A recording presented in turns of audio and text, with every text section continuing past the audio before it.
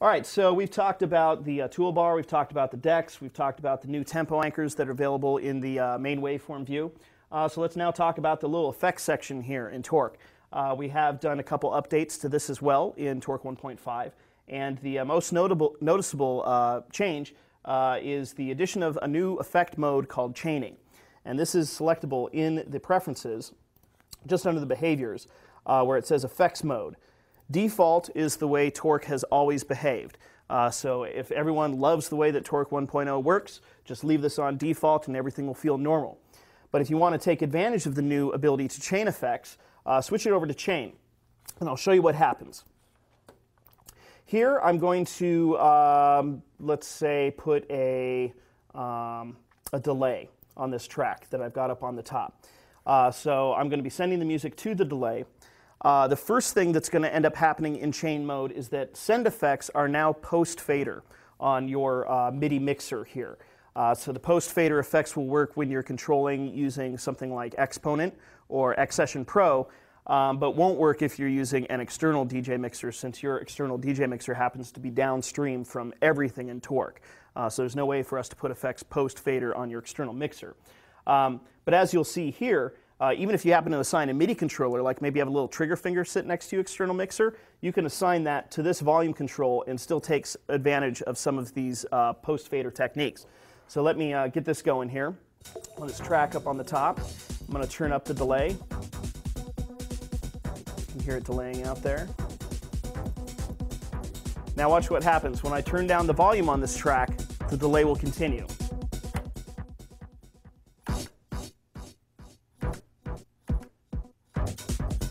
So this sound that you're hearing right here was not possible before in Torq 1.0. All right, so that's the post-fader effect.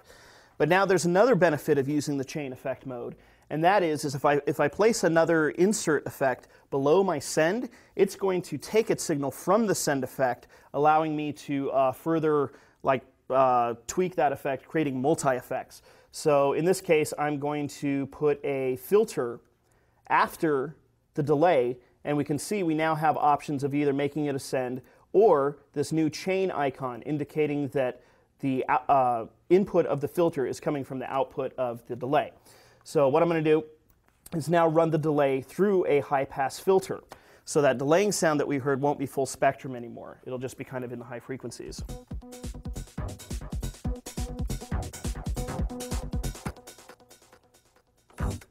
Right? High frequency. I can even do it low pass.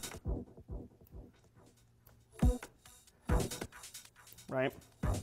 And the important thing also to note here is that when I turn the music back up again, the music is still full spectrum as well. Prior to chain mode, placing a dual filter in the stack would have created a high-pass filter for everything. It would high-pass filter the original music as well as the delay sound. Now we can just make it delay, or make it high-pass only the delay, and I could even add a reverb onto this as well. Chain the reverb up to the high-pass filter, give it some length, and now this thing will sound really cool.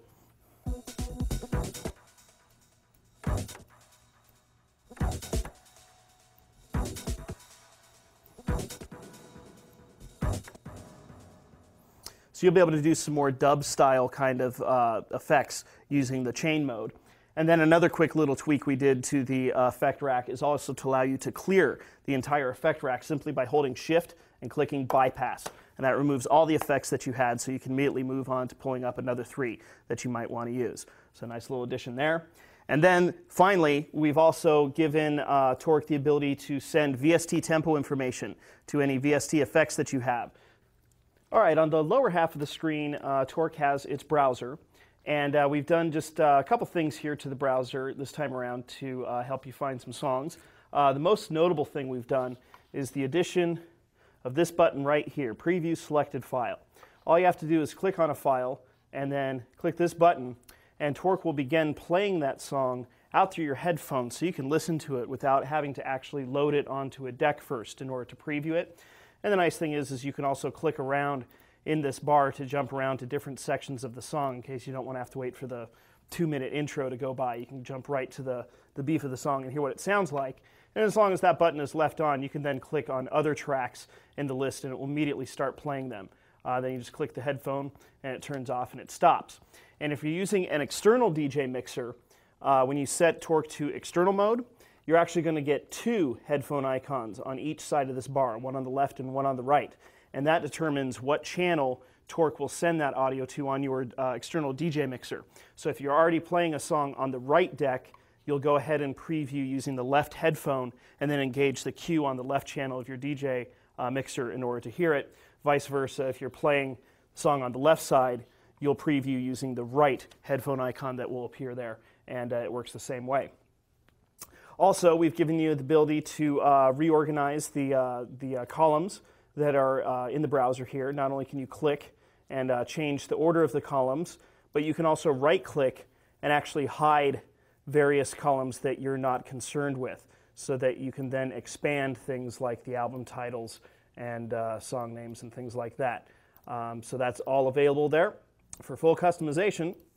And then, if you flip over to the snapshot view on the back here, we've added one new column called Swap. And the nice thing about this is, if I create a snapshot with some effects, for example, on Deck A, create a new snapshot, call it Effects A, and assign it Deck A Effects.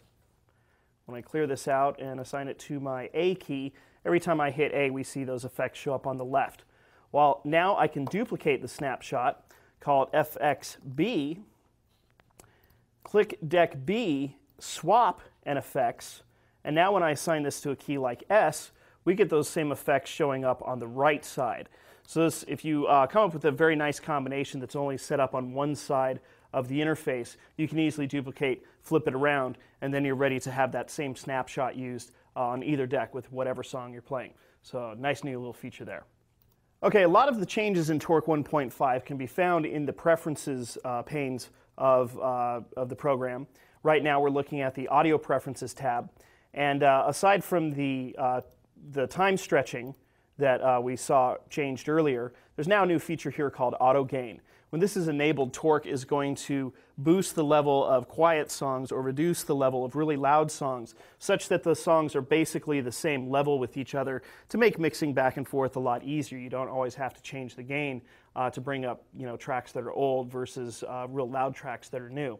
But if you prefer to leave things the way they were, you can just switch it to no, and Torq will work like it did before, where the gain control is fully under your control.